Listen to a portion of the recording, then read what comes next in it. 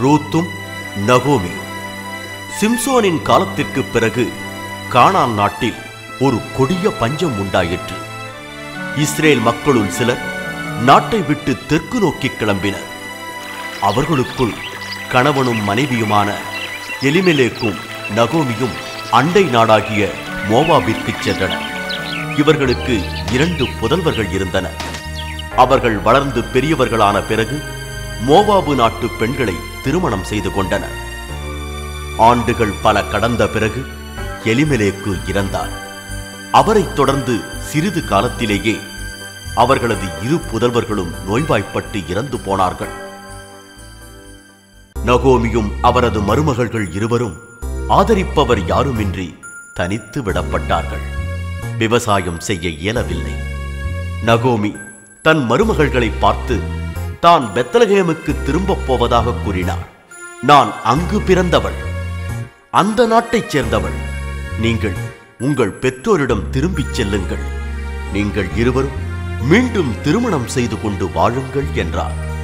அவர்களில் மூத்தவளான ஓர்பா மிகுந்த வருத்தத்துடன் விடைபெற்றுக் கொண்டு திரும்பிச் சென்றாள். ஆனால் இளையவளாகிய ரூத் நகோமியை தனியாக விடுவதற்கு மனமில்லாதவளாய், நீர் செல்லும் இடத்துக்கு நானும் வருவேன் என்று உறுதியுடன் கூறினாள். 2 பெண்களும் நகோமியின் சொந்த நகரமான பெத்லகேம் நோக்கி பயணம் செய்தார்கள்.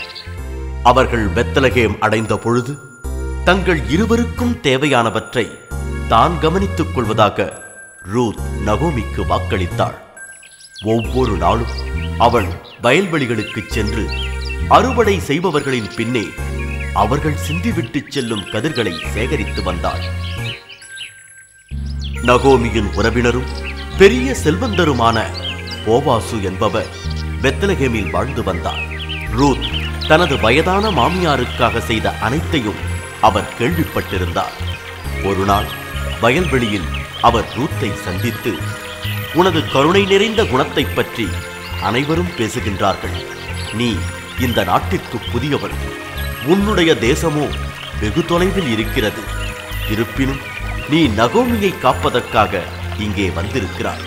உன் முகத்தைப் போலவே அழகிய ஆத்துமாவை கொண்டவளாக நீ இருக்கிறாய் என்று புகழ்ந்தார். அவள் விரும்பும் போதெல்லாம் அவரது வயல்களில் கதிர் பொறுக்கிக் கொள்வதற்கு போவாசு அனுமதி அளித்தார். இதனால் ரூத் போவாசுக்கு நன்றி உள்ளவளானாள். விரைவிலேயே நகோமியின் மனம் மகிழும்படி போவாசும் ரூத்தும் ஒருவரை ஒருவர் விரும்பி திருமணம் செய்து கொண்டனர்.